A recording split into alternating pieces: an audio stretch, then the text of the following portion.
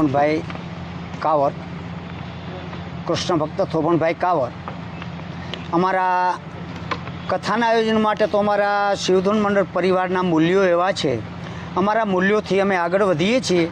તો અમારી સેવાઓ એવી છે અમારા મંડળ પરિવારની કે અંધ આશ્રમ, વૃદ્ધાશ્રમ, અનાથાશ્રમ એની અંદર અને કર્તવ્ય જીવોદયા કેન્દ્રની અંદર અમે મદદ કરીએ છીએ. કર્તવ્ય જીવોદયા કેન્દ્રની અંદર અમે પશુ પક્ષીની સારવાર માટે દવાના બિલો ભરીએ છીએ. એ ઉપરાંત બીજી જગ્યાએ અંધાશ્રમ, વૃદ્ધાશ્રમ, અનાથાશ્રમમાં રેશનની કીટો મોકલીએ છીએ. મુખ્ય અમે માતૃવંદના બાળદેવો ભવ કાર્યક્રમ ચલાવીએ છીએ, જેની અંદર સિવિલ હોસ્પિટલની અંદર ગરીબ બહેનો ડિલિવરી કરવા માટે અહીં આવે.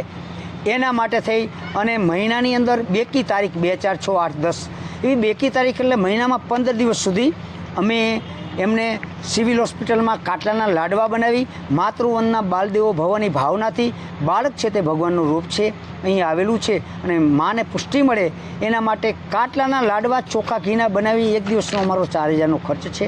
અને એ કાતરા મહિનામાં 15 દિવસ આપવા માટે જાય. સવારના 8 વાગે દઈ ખાટલે જઈ નમસ્કાર કરી અને અમે લાડવાનું વિસ્તરણ કરી આવીએ છીએ. એ સિવાયનું એકાદશીમાં, દર એકાદશી મોટા તહેવાર ઉત્સવોએ અમે છે ને પ્રભાત ફેરી કાઢીએ છીએ. એની અંદર આવતી જે કાંઈ યોગદાન છે એ બધી એની વ્યવસ્થા અમે કરીએ છીએ. ચકલાને ચણ નાખીએ અને પૈસા છે તે ગાયોના ઘાસચારામાં જાય છે.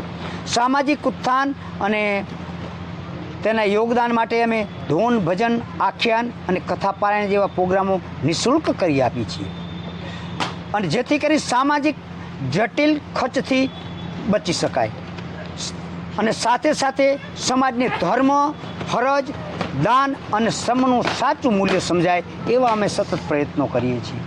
માણસ ખોટા વહેમ, વ્યસનથી મુક્ત મળે અને તેના માટે અમારા સતત પ્રયત્નો હોય છે.